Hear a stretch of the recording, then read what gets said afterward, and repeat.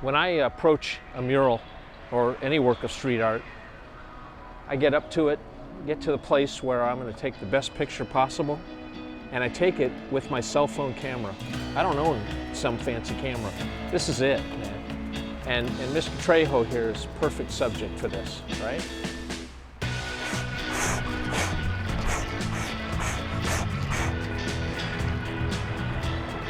Hi there, I'm Dave Sachs, the street art chaser.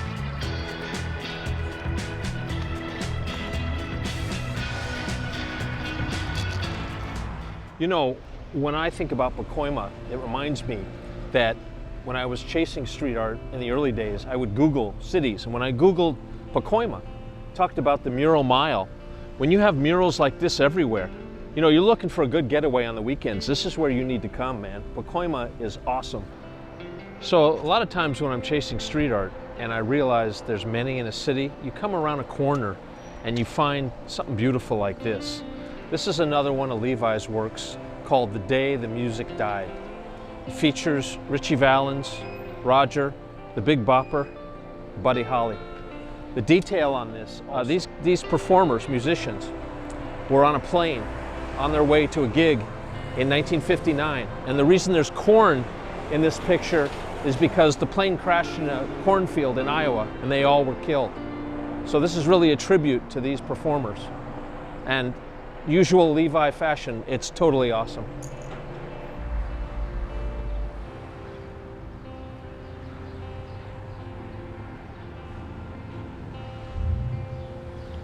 So of all of Levi's works, I love them all, but this is clearly my favorite, as it is his, Mona Lisa. This one speaks to me. I mean, everybody knows the famous Mona Lisa. This is Mona Lisa, signified by the awesome headdress and the ready for battle, as Levi would say. Again, my favorite, his favorite, your favorite, Mona Lisa.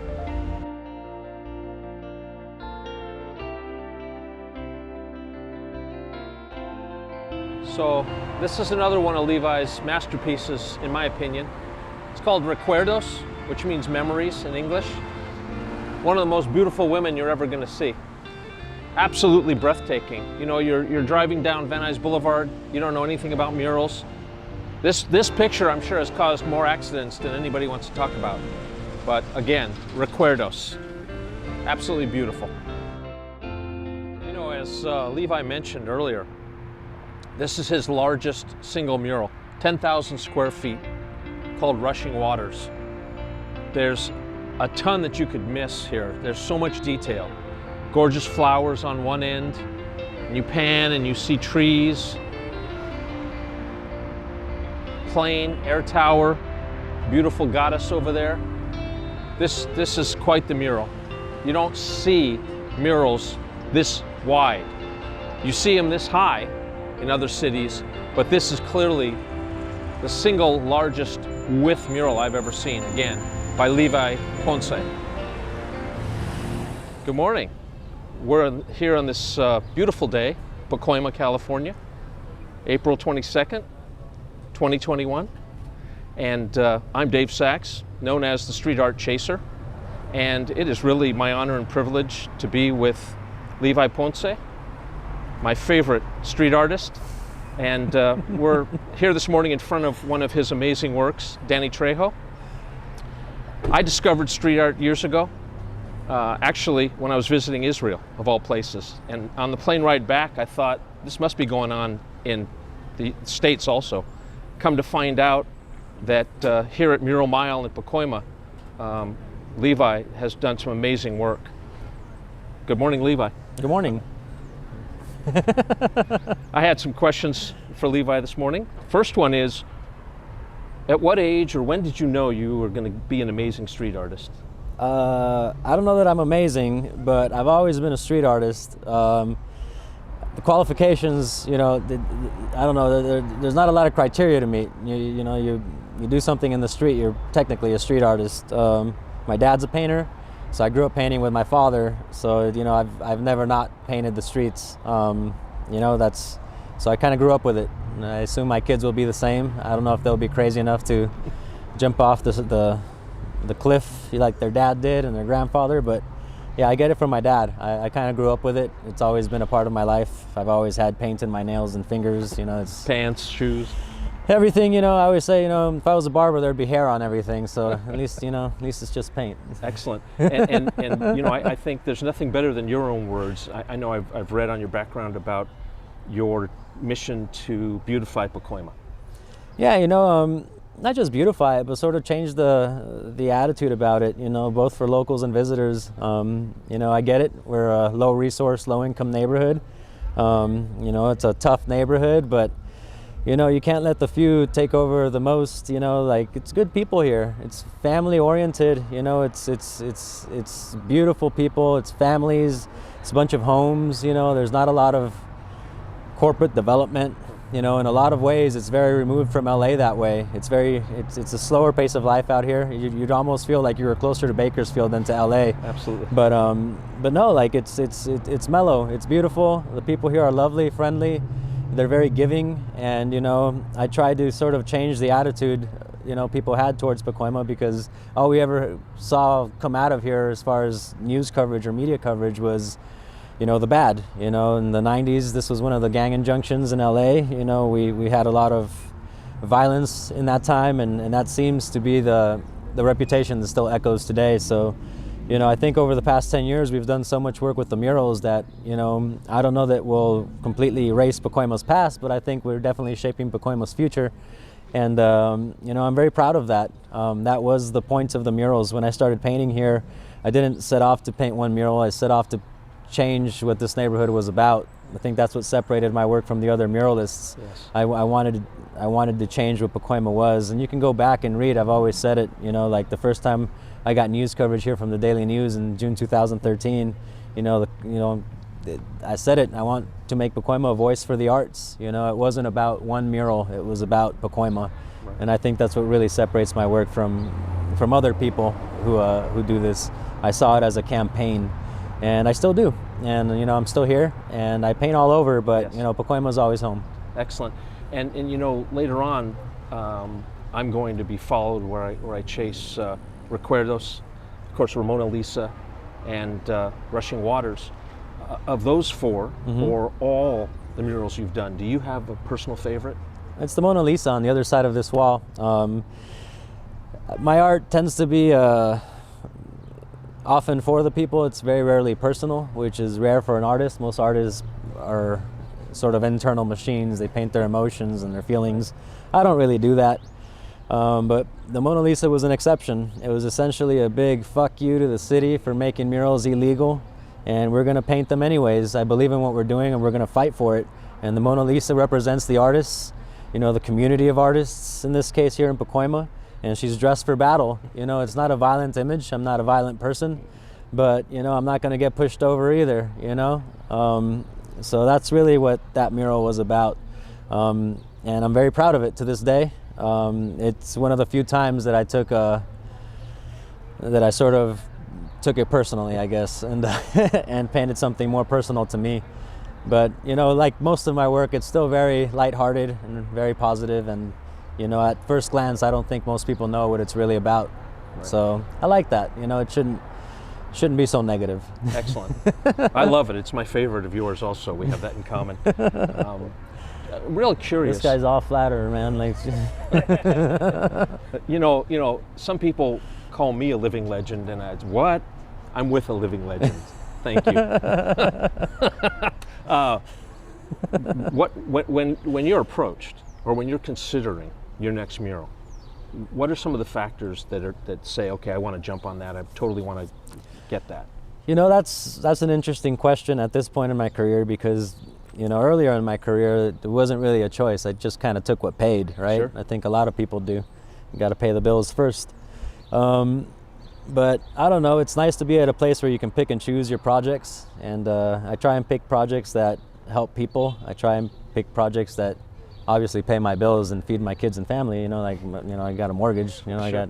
I got to take care of mine. But it's nice to be able to pick and choose. And I try and pick projects that will help people, will serve people, projects that are bigger than the wall itself.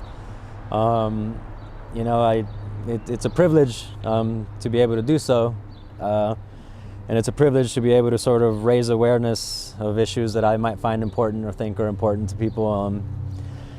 So I try and pick projects that I think have a big splash, that have an impact beyond the wall, and I think will help people.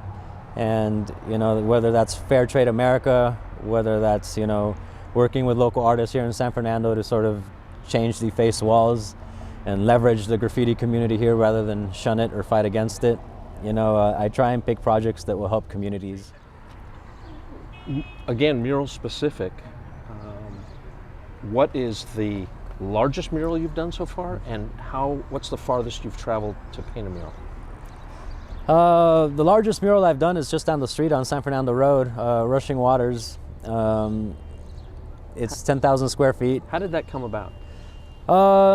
Community demand. We were doing this so much that the community kind of caught on to the mural program, and they were like, that wall needs a mural, that wall needs a mural, that wall needs a mural. And all rivers kind of led to the sea. Everybody wanted that wall done. But I really got to give the credit to our councilwoman, Monica Rodriguez. Excellent. Because she's really what made it possible. You can dream, but you need money and you need resources. Absolutely. And you need a big old machete to hack away at red tape. And, so I really got to give the credit to Monica Rodriguez for making it a reality. But yeah, it took us 12 days, a team of 10. We plowed through it. It was a lot of fun. Excellent. Yeah. What's the farthest you've traveled now to do a mural? The farthest I've traveled is Turkey, Istanbul. It was a great time. I've been all over, Mexico, the States, Guatemala. It's cool to travel for work. Turkey was a lot of fun. Excellent. You keep accusing me of too much flattery, but every time I see one of your works, it's hard for me to describe. It's like I'm a dull light bulb and I just light up. It Thanks, blows man. me away. Who or what inspires you? That's interesting. What inspires me? I don't know. People, just people. Like when we were repainting this just a couple of weeks ago, I saw an ice cream man pass by, and nothing out of the ordinary except for the fact that he passed by when we were painting the mural over on Laurel Canyon and Van Nuys 7 years ago. Oh wow! And to see him walk by with that same enthusiasm and smile and you guys want some ice cream? That inspired me. Like his tenacity, his work ethic, his perseverance. I'm going out on a limb here, but I believe he's partially blind. Street vending saves a lot of people, and it keeps them from having to beg and rely on social programs. So I support street vending. Excellent. And, I support him. And that inspired me to paint a mural of him. So we took some photos with him, and he's down to get painted. So people inspire me. Excellent. Yeah. What is one thing that you would guess most people don't know about you that you're okay sharing? I don't know. Most people don't know I was in junior ROTC in college in high school. Wow. I was in JROTC, I was battalion commander. I did it all 4 years. I was in charge my senior year. And every Monday I was going around in that uniform, we got made fun of a lot, but yeah, most people don't know that. That shocks me. Yeah, I did 4 years of the military program in high school. It was a lot of fun.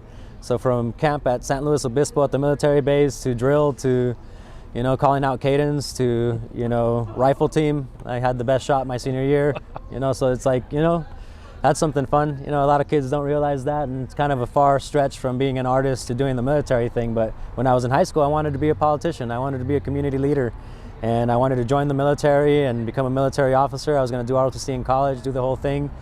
But I threw it all away to become an artist. It's interesting how things work out, because I still, without wanting to be so, have become a community leader.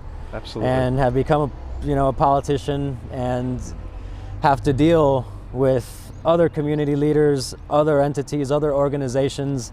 And that's one part I didn't see coming. I thought, it was always going to be about the art, but I never realized that art and politics go hand in hand. So maybe I wasn't too far off in my initial aspiration for politics, but That's great. Obviously, things happen for a reason, they say. So that's something I think most people don't know. I wanted to be a community leader as a kid, but I realized I had a lot more fun on the walls. But all rivers lead to the sea, right? I ended up being a loud guy in the community anyways. Well, again, you know, I know you'll agree also, murals like this scream out to everyone. And that's awesome. And you should be This proud one's of that. particularly loud, yeah. Yes. You know, so it's interesting how, yeah, all rivers lead to the sea, right? I was like, you know what, I don't want to be a politician. That's too much pressure. That's too much spotlight. Yes. It's too many cameras. It's too many questions. It's too much pressure. You know, I just want to paint murals, but here we are. Would it be fair to describe you as a free spirit?